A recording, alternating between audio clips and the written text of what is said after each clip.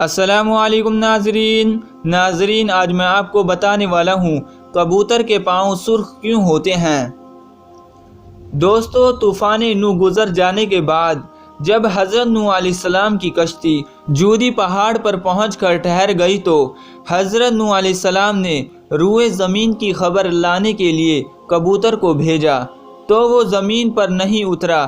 بلکہ ملک سبا سے زیتون کی ایک پتی چونچ میں لے کر آ گیا۔ تو آپ نے فرمایا کہ تم زمین پر نہیں اترے، اس لیے پھر جاؤ اور روئے زمین کی خبر لاؤ۔ تو کبوتر دوبارہ روانہ ہوا اور مکہ مکرمہ میں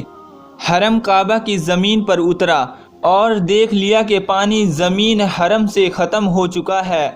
اور سرخ رنگ کی مٹی ظاہر ہو گئی ہے۔ کبوتر کے دونوں پاؤں سرخ مٹی سے رنگین ہو گئے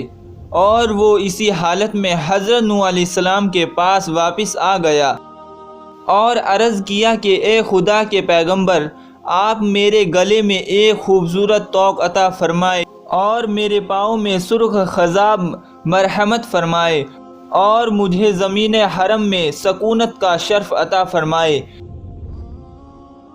چنانچہ حضرت نوح علیہ السلام نے کبوتر کے سر پر دست شفقت پھیرا اور اس کے لیے یہ دعا فرما دی کہ اس کے گلے میں دھاری کا ایک خوبصورت ہار پڑا رہے اور اس کے پاؤں سرخ ہو جائیں اور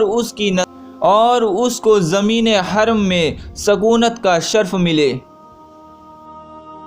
دوستو، اگر آپ کو کوئی اور ٹاپک پر ویڈیو کمنٹ سیکشن میں ضرور بتائیں۔ ویڈیو پسند آنے پر ویڈیو کو لائک کریں، اپنے دوستوں کے ساتھ شیئر کریں اور ہمارے چینل کو سبسکرائب کریں۔